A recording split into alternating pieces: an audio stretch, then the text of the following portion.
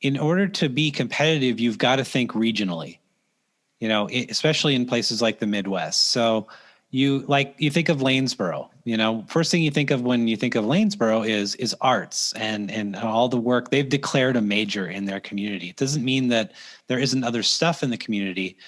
But then when you kind of zoom out and you take the region as a whole, there's tremendous economic opportunity there. It's just it's almost like each city or town is sort of, one borough of a much bigger community. I'm Amanda Leitner, and welcome to Rochester Rising, where we amplify the stories of Rochester entrepreneurs. Welcome to episode 195 of the podcast today. So today I got to talk with some entrepreneurial ecosystem building friends via Zoom about a recent virtual conference we all attended called ESHIP. ESHIP is held by the Ewing Marion Kauffman Foundation, a Kansas City-based nonprofit that supports entrepreneurs. The ESHIP Summit launched in 2017, and it's a convening that brings together entrepreneurial ecosystem builders. So these are the people supporting the entrepreneurs within their community. And the goal of the ESHIP Summits are to bring together ecosystem builders to really help accelerate this really emerging field called ecosystem building, which is different than traditional economic development. And it brings together ecosystem builders from across the U.S. to create tools, resources, and share other knowledge to better support entrepreneurs within their communities. So this was the fourth annual summit that normally takes place every summer in Kansas City, and I was able to attend the summit in person in 2018.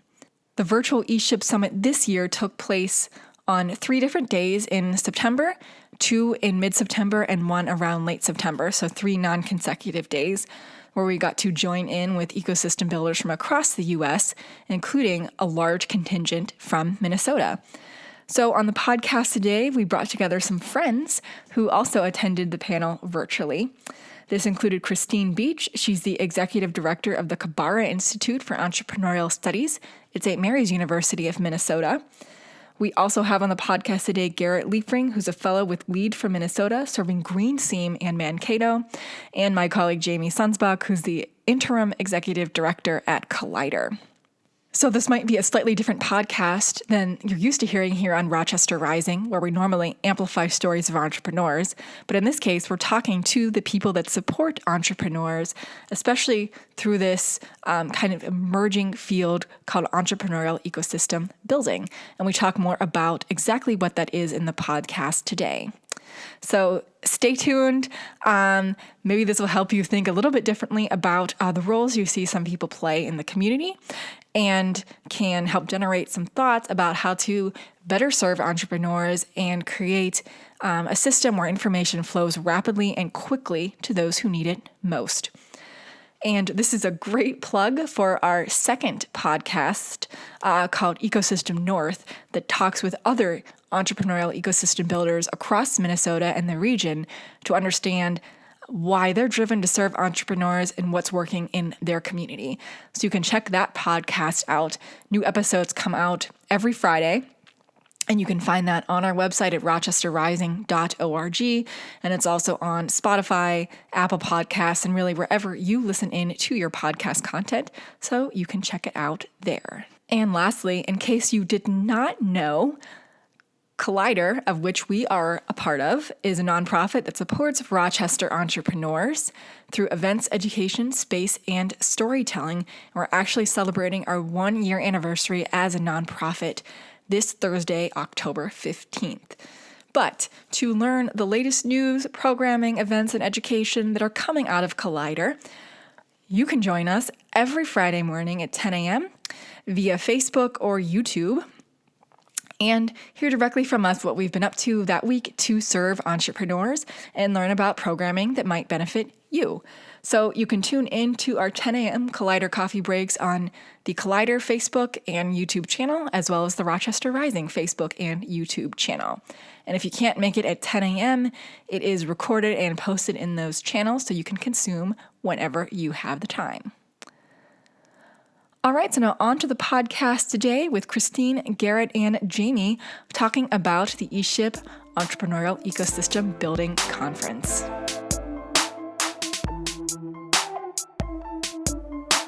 Thanks to all of you for being here with me today.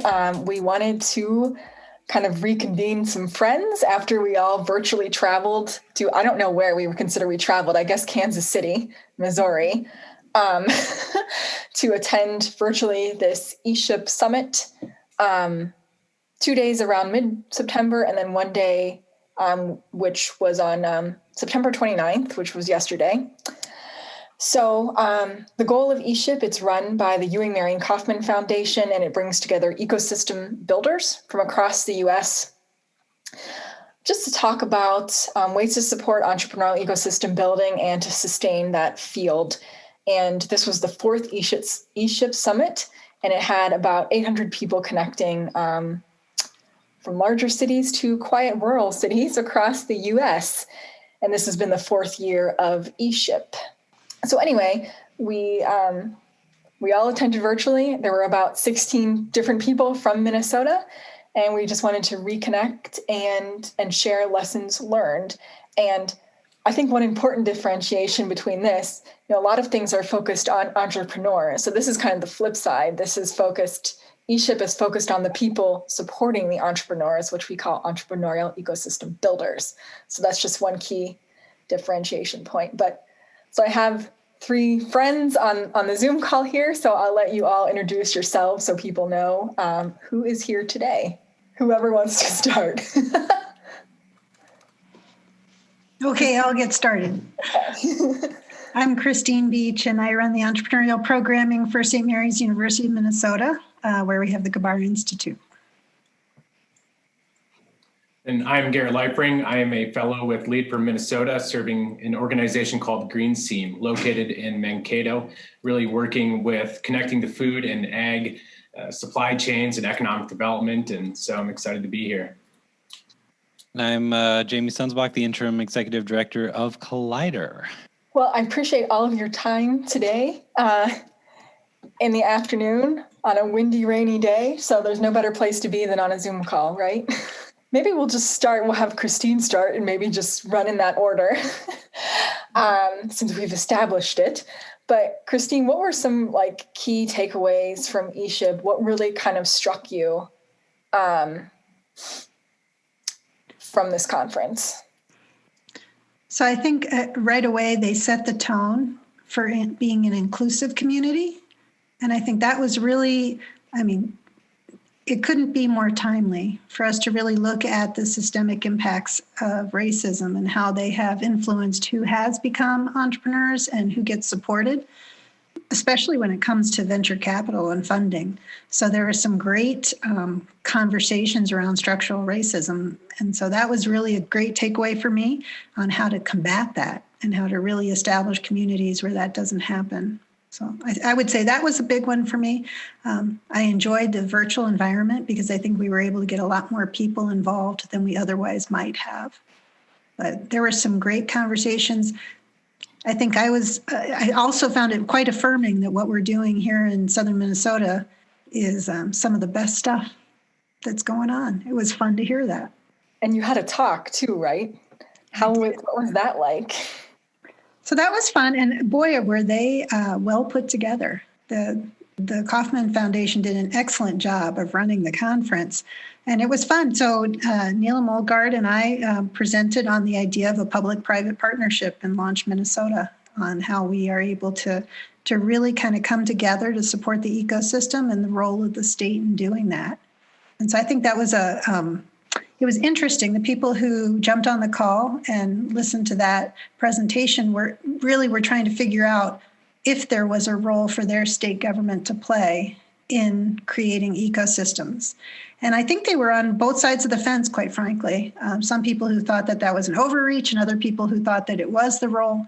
And so it was a very fun presentation and conversation to just kind of outline what we're doing, and especially the ideas around providing housing and childcare credits. That was something that most people had not thought about, and that how that actually does allow for a broader audience of entrepreneurs to participate when you address their underlying issues like childcare and housing. So it was good. Yeah, I was not in that one just because I get to interact with you all so much. But yeah, it's an interesting point, how much government should be assisting entrepreneurs. And I guess the conversations I was in more were around more of the mantra that the entrepreneur can't wait for the government, that they have to, push their way through using resources available to them and really work at grassroots level to figure out what those resources are. Another interesting one that I went to kind of in regards to, removing barriers was about the value of public library systems. And they've always been a source of equitable information flow. And I think that's something here, like I know our Rochester Public Library has access to a lot of business and marketing databases that probably a lot of people don't use.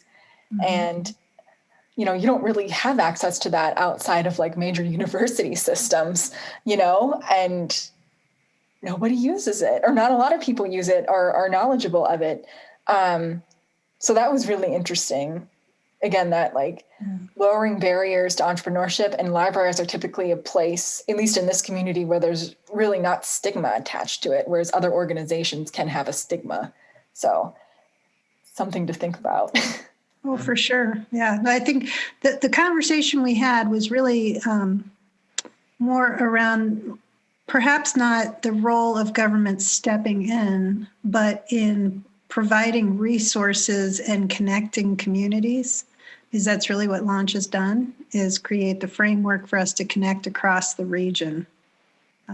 But yeah, no, I think that there is an underlying tone within the entrepreneurial community where they don't feel supported necessarily. And often when you dive deep, it's also because they're not aware of the support that's out there.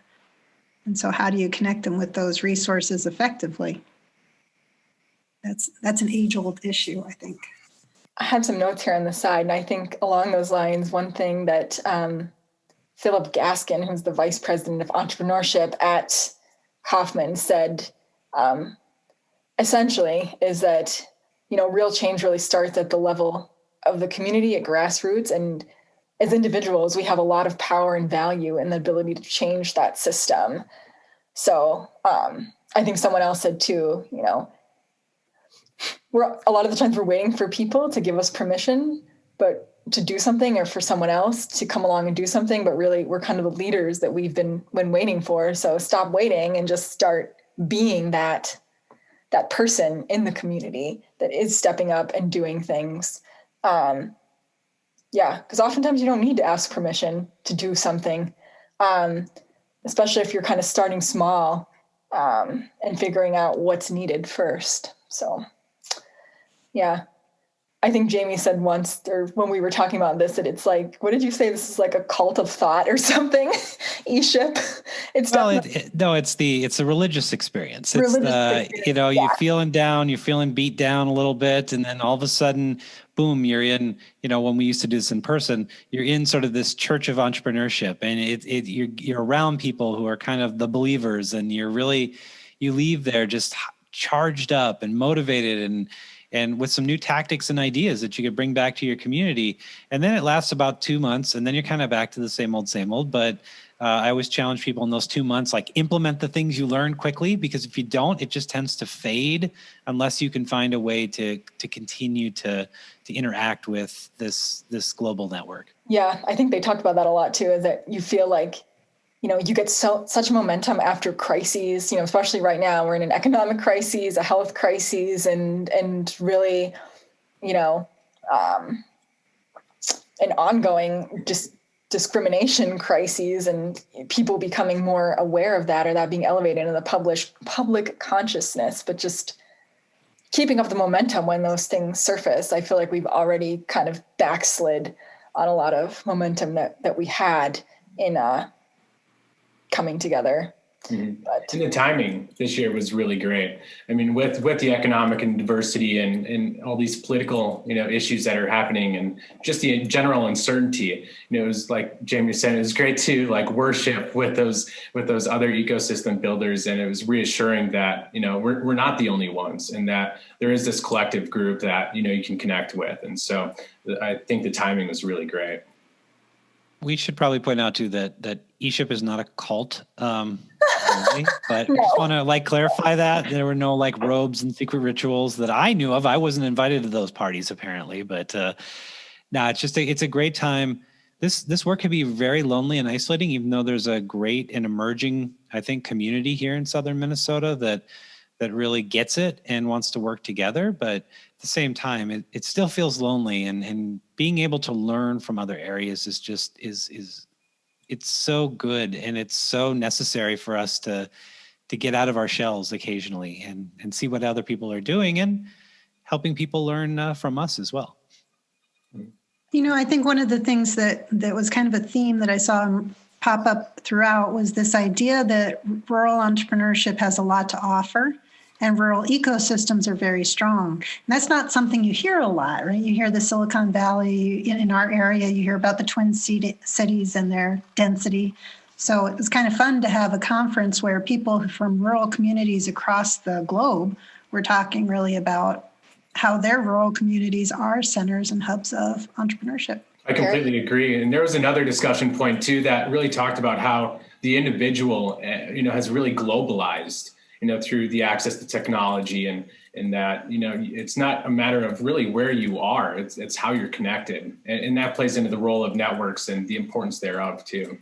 Garret, well, maybe we'll swing over to you. What were some of your key takeaways from ESHIP, and what do you look forward to kind of implementing into how you're thinking about ecosystem building as you move forward with Greenseam? Right. So this was my first ESHIP experience, and I certainly went into it with an open mind. And it wasn't what I expected right off the get-go. I thought there would be a lot more interactive small group and different situations like that. We could really dive deeper into some particular problems and areas that need focus with different organizations that are in that same realm. But what I really got out of that too was that the growth of entrepreneurship is really highest in times of economic downturn, and really taking that step forward. And again, like it was said earlier, you don't necessarily have to always ask for permission or wait for the government to step in to support you. Is that you really need to, get off the ground. And, I had a few points there too. And, really how the ecosystem moves knowledge and wisdom from those who have it to those that need it. And I think that's really important when seeking assistance and seeking help, that there's people with wisdom that have been there and done that, and you don't always have to learn the hard way.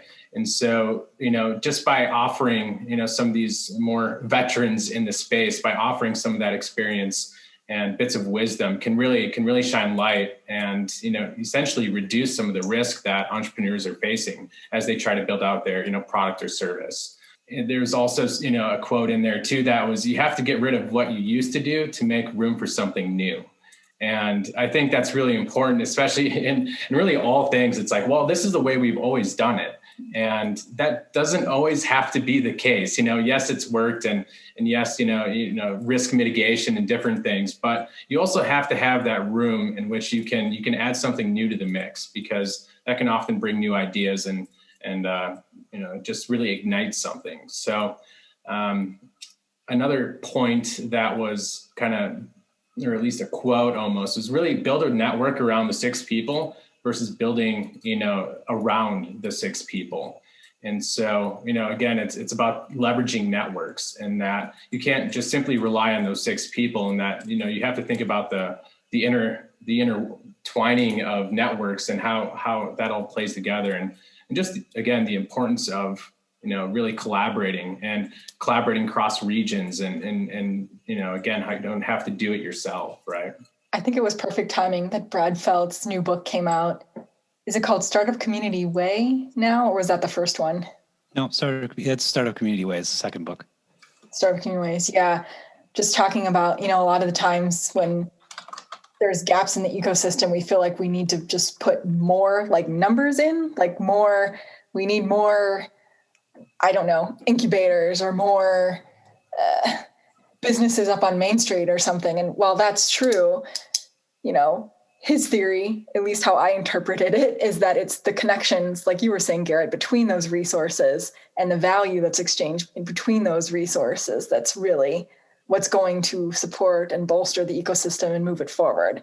So it's not so much the sum of the piece, it's not so much the individual pieces, but it's how those pieces interact and strengthen each other, adding value, which is a difficult thing to measure. But I think too, even the whole thing of ecosystem building, the whole concept of it is along the lines of things, not the way things were traditionally done.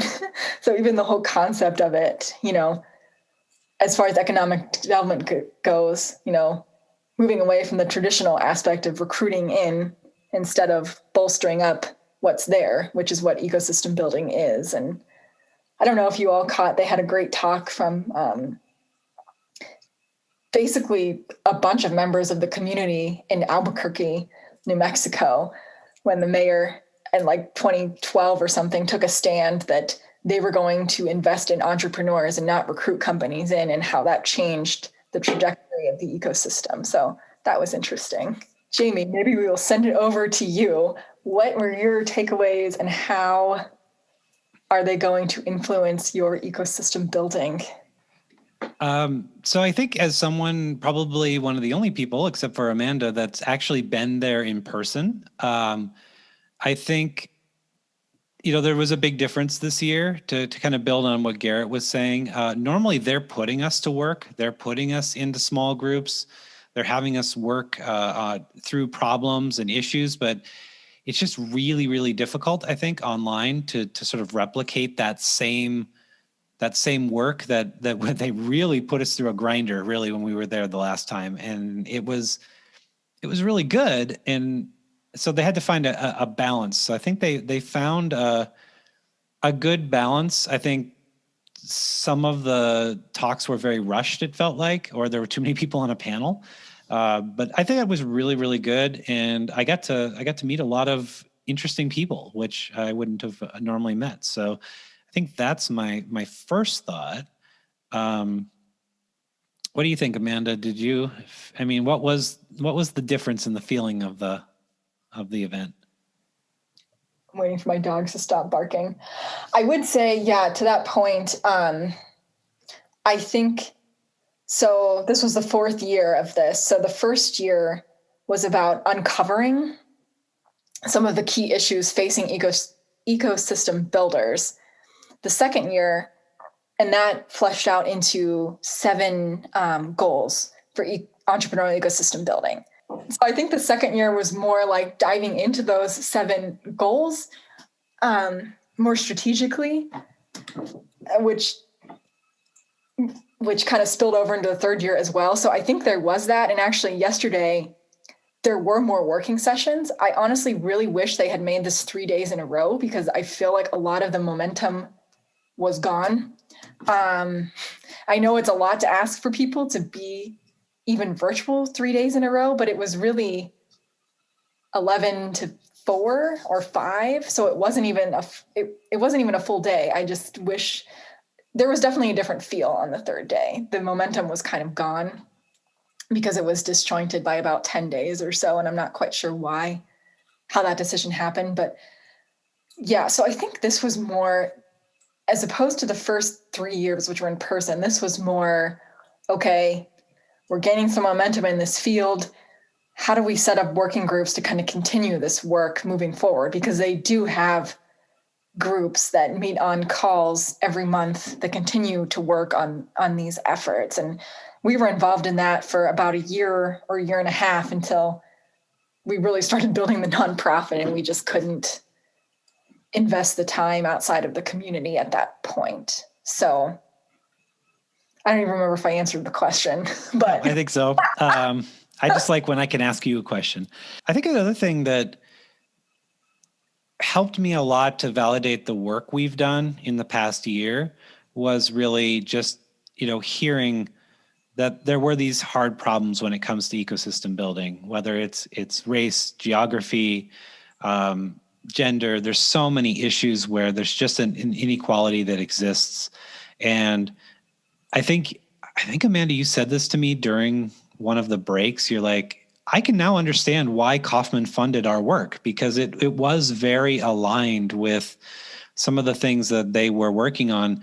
I think, some of that was brought out last year, but it was really, really apparent this year. And so it was validating in a way that now, a lot of this work that we're doing was kind of front and center. And hopefully we saw some parallel efforts as well across the nation. And we were able to connect with some of those individuals and have conversations. Or looking to have conversations soon. So that, I think, was really, for me, it gets me more excited and more really just charged up that we're doing good work and that it can have a real impact here. And then at the same time, being connected to a bigger network to ask advice and maybe even people that are maybe a year or so ahead of us and getting some invaluable insights to not make the same mistakes they did. So I thought that was really cool. The other thing I liked this year that was a little bit different was we took, typically at in-person conferences, when a speaker gets done or something, you get this flock of people that just run up and try to, spend all this time with these people. And then they end up going out for drinks afterwards, and they just monopolize these people's time like crazy, which good on them. And I bet Garrett's one of those people, is my guess, but because he can push through a crowd. That's what I know. But for me, not so much. So it was really cool to be able to have a chat window open and just reach out to people and say, hey, could I grab 5 minutes of your time? And I had access to so many people I would not have had access to. It was really, really fun. And I had like 5 or 6 follow-up phone conversations with people from across the country, some massively big names in ecosystem building, which was very helpful to me. And I think it created a couple of longer lasting relationships. And that was great. I was really, really encouraged that people were so giving. I mean, no one knows me from anyone. And suddenly they were like, yeah, let's jump on a call. Let's talk, because that's what ecosystem builders do. We're natural connectors, and we want to help. And I guess a lot of times maybe, when we're working with people who are not in this realm, it's a little bit different. And so it's just nice to have this group of people who you're like, yeah, I bet they're going to want to connect with me. And right away, they're like, yes, let's do a call. That was really cool. I completely agree with that, because you were saying we were reaching out to some of these groups, particularly Forward Cities, which is an organization that helps to build equitable entrepreneurial ecosystems. They're actually working in my very small hometown in Western Pennsylvania, kind of post-industrial, to try and, spur business development there in a town where, the steel industry sucked a lot out. But yeah, I messaged their ecosystem navigator who's doing work in Kansas City in the Hispanic community, and he got back to me within an hour. And then we're talking with him next week with Julio, our new ecosystem navigator. So, and they're a few months ahead or about half a year or more ahead of us. So that'll be really interesting to see how they're doing. And I also, one of my very good friends from college who I kind of lost touch with was there. So I messaged her, and she's in the venture capital world in San Francisco. So we're talking on Friday, and it's been like a decade. So it was kind of, it's weird because it's like a small world, because when we went to Kansas City 2 years ago, she saw a picture I posted and she was like, oh, I was supposed to be there, but I didn't get to go. So it's such a small world. Like once you get into this realm and you're like seeing the same people year after year, even between different like conferences and different activities in the space, it's still pretty small and emerging. But yeah, people get back right away. Like I knew he would get back and he would continue that conversation. Yeah, I was just going to say, I think one of the things that is valuable about that kind of a conference is this idea of professionalizing the ecosystem building. because like Jamie said, we're connectors, we're people who are helping other people. So it's hard sometimes to feel like you have your own identity in that realm. As a former entrepreneur, I probably identify more with entrepreneurs than ecosystem builders, but that's what I am now. And so it's kind of good to be in a community full of them and say, yeah, how do you get better at what you're doing? And how do you create networks around that so that when you go to help those entrepreneurs, you're not thinking you're one-stop shopping, that you are trying to really create a network of resources for the entrepreneur. So for me, that was a big part of it too.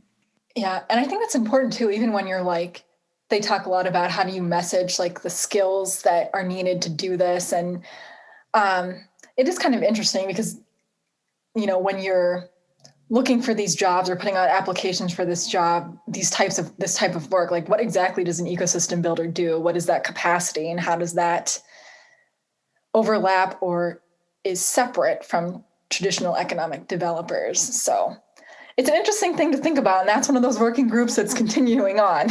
So, Garret, I'm sure you can jump on with them because they're always looking for people to help continue some of these conversations and a lot. So there's been a lot actually that's come out of this. Like there's something called Keystone Podcast, which Jamie introduced me to, which was from ESHIP. There's something called Unsung Heroes, which is a storytelling effort, which was through ESHIP.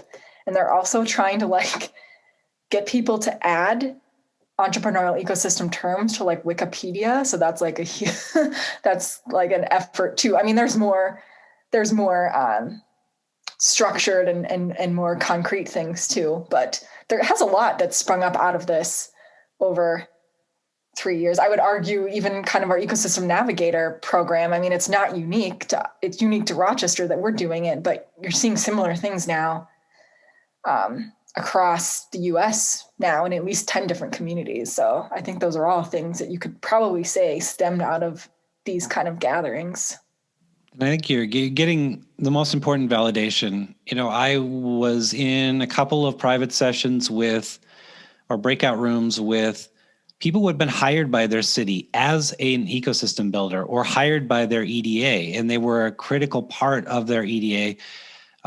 That's huge. That really, more than anything, validates the usefulness of ecosystem building and really being able to put some funds and resources behind, you know, I always said if I had, you know, a guaranteed salary for the next 5 years, I think I could do a lot of work because I'm not going to worry about raising funds. And when you're attached to an EDA or a city, you know, most likely you have that ability to do that, and you can just focus on doing the work.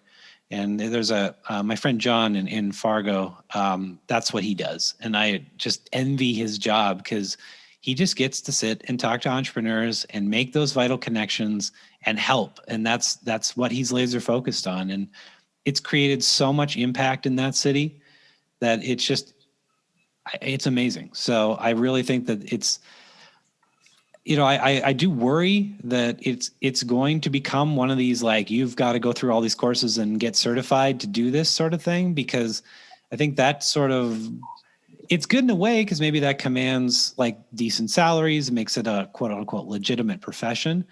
But I think it also creates a barrier for some people who may be natural connectors to just jump in and think, well, I'm not a ecosystem builder because I haven't taken the test. So probably has to be more thought when it comes to that. You know, when I think about the difference between economic development and ecosystem building, I think really, I mean, and Kauffman does a nice job. They kind of outline this idea that economic development helps with creation of jobs, wealth, innovation, but ecosystem building is where we unlock the talent that people are bringing to the table and connect them with the resources to leverage their own talents. And I would say that they're complementary. They're not, you know, they're not the same role. They are sometimes filled by the same person, but they're not really the same role. And I think that often the best ecosystem builders are people who've gone through the entrepreneurial experience themselves, because then they know the pain points and they can address those pain points. But this idea of empowering citizens to tackle challenges that Kauffman talks about, that's more of a city role. That's more of an economic development role, I think, when you talk about empowering citizens. But the idea of reinventing a local economy, that's got to be a collaboration between the ecosystem and the city. And that's when we recently talked to a lot of city leaders. That was the whole thrust of that conversation, is how do we create, reinvent essentially how we support entrepreneurs in this community. So for me, that was a fun part of it all. Yeah, there's a school of thought that says ecosystem building is more akin to workforce development. And that's actually where they should, sort of that world should lie. I have no clue. At the end of the day, I just want to help entrepreneurs. So that's where I'm staying for now. Right. And so maybe the economic development world would say, I would like to help businesses. And so this ecosystem piece is more focused on the individual, whereas EDA is more focused on the business. And you need both. One of the main things I took away from this is thinking like on the system level. And sometimes I feel like we shy away from that because it's gotten to be kind of this charged term, but knowing that everything's tied together. And when you're looking to implement something or make a change, you need to think about the whole system and really figure out where the problem's lying, because it's often not where you think it is. It's just a symptom and not the problem. And knowing that when you do something over here, it's going to affect something over here. So you really have to understand all the pieces and then understand who's not, that those systems aren't set up for everyone to be included in and to participate equally. So looking at who is not being involved in that system. And then one of my favorite stories that I heard came out of, they had like these fire starter sessions or smaller sessions, but it was from Pikeville, Kentucky. I don't know if you all heard this session, but it was basically retraining trying to revitalize their community after the coal industry shut down. So this was a town in Appalachia, rural Kentucky. And it was a lesson around how basically, and this was said again and again, that you need a density of trust and unity around a central clarifying purpose when you're trying to re-identify or develop kind of a culture, or you heard people say like a thesis for your community. So pretty much you have to have everyone on board with the mission and vision of your ecosystem. And in this group, an ecosystem builder, his name was Garret Arnett from SOAR, an organization called SOAR in Pikeville, was talking about how in 2013, in Appalachia, the coal industry was pretty much wiped out. So I wrote down 1,000+ partners. I don't know if that's accurate, but let's say many partners came together in a very inclusive approach, really to think of a new vision for what the future of that community was going to look like. Because like I was saying, a lot of these areas, when, West Virginia, if anybody's read Hillbilly Elegy, like those communities are wiped out when some of these industries go away, like steel, like coal, and that's going to continue to happen. So they held multiple listening sessions and working groups with entrepreneurs, with service providers in the community. And together they landed on the thought that technology could really disrupt poverty in their community. So they developed together a blueprint for the future of Appalachia. And today, more people in Eastern Kentucky are working remotely than there are people working in coal mines there. So they really worked to retrain. So they had an organization called BitSource that came in and themselves retrained coal miners to code, and basically helped them to become remote workers across multiple different industries within Eastern Kentucky. I did ask Jared, who did the training, and he said it was primarily this organization called BitSource. He did say they originally had, I think this was a good example of start small and see, obviously they come up with a whole vision, but as far as the training, occurred, just this one organization called BitSource did the initial training, then the community got on board. So it was just that one nugget. Then the university system came on board, and that was kind of the catalyst. And they started the university started training programs for digital economy skill sets. Heard a similar thing in Albuquerque. It started small at the grassroots, then you prove that the interest is there, and then, you can build those programs. But I mean, Christine, you'd have great insight on this. He said basically it was really hard in the community to build programs and implement programs and put money into programs that were training a workforce for like a couple, at least a generation or so into the future for jobs that aren't existing yet. I mean, in their case, they had some because they wanted to go this technology route, but now they're planning for like the future and rethinking what they're offering in that community. So I think that was really interesting because, no one of those pieces could have done that together. And together they came up with that vision of how they were going to revitalize that community. And he said the broadband was an issue. So they had some people have to move like 40 miles away to get better broadband so they could have these jobs. But it was really, really interesting. That's one that'll kind of stick with me as we move forward, and just thinking about, just start that nugget and see what happens. And then, momentum will start to happen in your community.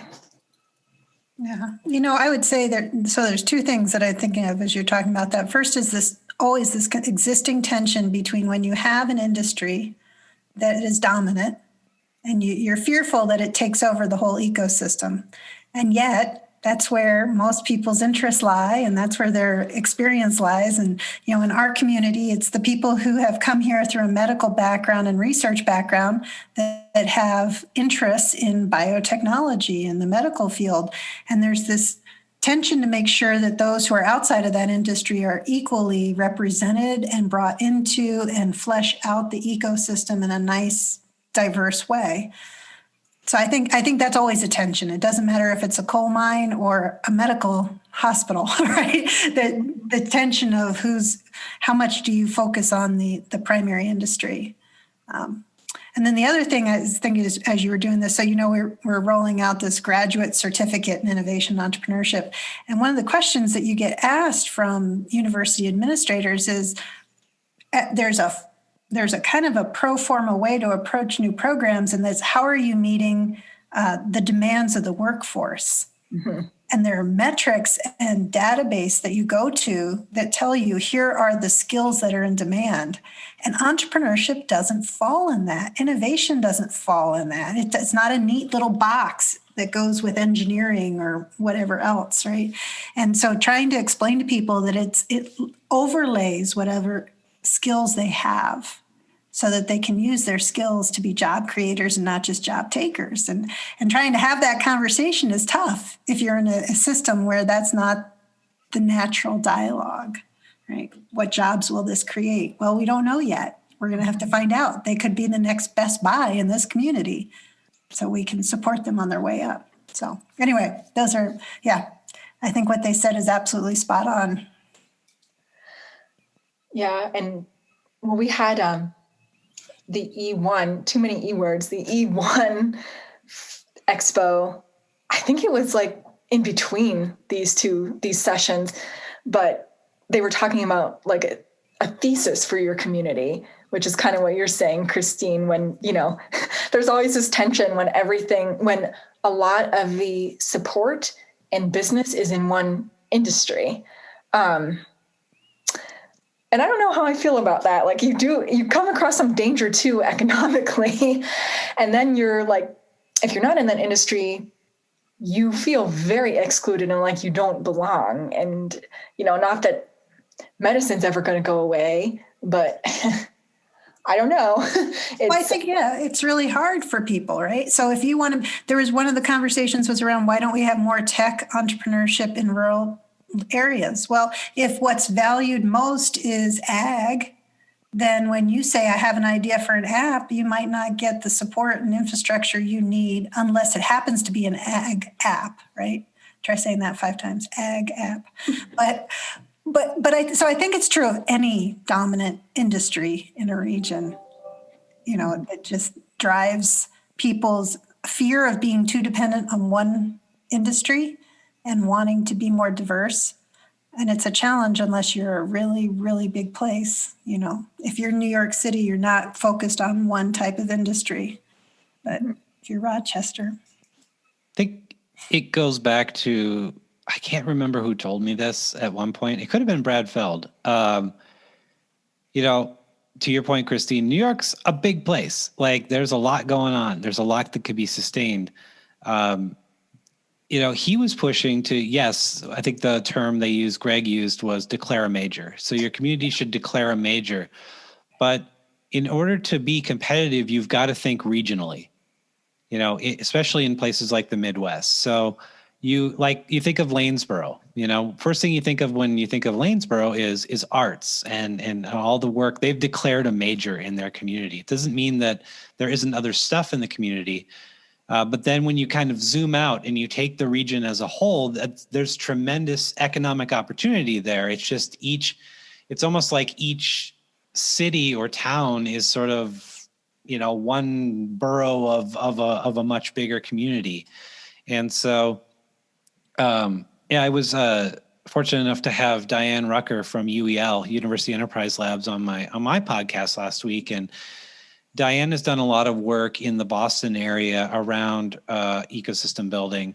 And she was saying that what the research has come up with is if you can create in your own community this sort of 1/4 of the businesses are focused on high tech, high growth, and the other 3/4 are Main Street businesses. And that's really at least what smarter people than me have determined to be the correct mix for sort of ecosystem success. So that's something that's been in the back of my mind. And really, if you think about Rochester and you think about the number of medical startups in our community, we're not even close to 1/4. Like, it's probably 98% not medical, even though we're known for medical because we have this large medical institution in our backyard. But there aren't that many startups focused on medicine. So it's interesting to think about when you think about Rochester's future. But I really think the important point is each one of our communities has something special. And again, if we pull back and we look regionally, there's a lot of opportunity here. I'm sending ag people to Garret. Will Kitchen would always say, well, first get an intern. Interns. And then after that, it's manufacturing. We need to have discussions about Winona. There's just so much value in this regional effort. And that's something that larger communities, even like a Kansas City, they don't think that way. And it's something that we really need to focus on. And I think it's something that over the next year, I'm pretty committed to doing for sure. Well, I think we talked about this before, even regionally, driving or connecting from Rochester to Winona is it's geographically further, but it's a faster drive than from one Twin Cities suburb to the other. So we do have that capability. It's just in your mind, it seems like so far, but it's not. It's less than an hour. I mean, Christine, you drive or drove it frequently until COVID. Yeah. No, so I don't know if it's the drive that stops people or if it's the different focuses that the communities have. I think Winona, you have a lot of manufacturing and you have a lot of Main Street businesses that are trying to really develop. And I think that's true of a lot of towns in Southeast Minnesota. Mm-hmm. And then you've got Rochester, which really has not had a focus on manufacturing at all. And so you end up with different kind of communities in the system. And I think that drives it as much as the distance as anything else. Well, we are nearing the end of our time. So yeah, I'll open it up if anyone has any final thoughts, any last burning thoughts they wanted to share about ESHIP or anything that we talked about, and then we will sign off. I have one. Free books. I'm just saying, anytime I can go somewhere and I get a free book, I'm totally on board with that. So there's this book, Strategic Doing. I actually was so in love with the concept of the book. As soon as I can't remember his name now, I'm losing it. Edward Morrison spoke, or they had a video at ESHIP. I ordered the book immediately on Amazon, and then of course a day later they're like, "And you have the you can get this book for free." And I'm like, skunked. But I have really enjoyed that book. It is really, and I know Kauffman is taking it pretty seriously as really how they do things from now on. And it is really, to finally read a book that says maybe SWOT isn't the best thing you should do right now. That was like, oh my gosh, as someone who's come from Mayo, like we live on SWOT. We live on a lot of these hierarchical sort of ways around planning strategy, and their push is this sort of networked strategy where everything is flat and these networks feed into each other. And it's a very different form of thinking. And so that's the biggest thing I'm going to take away is just a new way to think about basic strategy. And I hope to get through the book, and then I'm going to buy the book for the entire board. And we could then read about maybe some different ways of looking at planning strategy that's not so hierarchical, but it's more network dependent. Love it. We're going to have to talk offline, Jamie, on how you got these free books. You didn't get the books? You didn't read your email. Yeah, read your email. Geez, Garret. I'll have to look. The swag bag. And from the E1 Expo. Oh, from E1. I thought this was for ESHIP. Both. No, it was from ESHIP. Yeah. Well, I will keep an eye out for that. I think you missed it on the E1. Missed the boat. I don't know about Kauffman. But yeah, I actually think I ordered that. I asked for that book too. I can't remember. I think that was my biggest takeaway too. The hierarchical versus the flat thinking, and recognizing when you're dealing with an organization that typically operates one way, and as opposed to ecosystem building where we want it to be kind of flat and being able to connect in quickly. So yeah. There was also a hashtag going on, hired myself, which I loved. They had like some video of some entrepreneur, and this person no one would hire them. So they made their own job, and she was like, I hired myself. And like everyone like blew up about that. They loved that. And that turned into a hashtag. So I think we should make that into a thing. I think so. All right, everybody. Well, thanks so much for taking time to do this. Someday we will see each other in person, but it's been a while for some of us. But I appreciate your time and thoughts about ecosystem building and takeaways. So thank you. Thanks for having us. Thanks. Thanks, Amanda.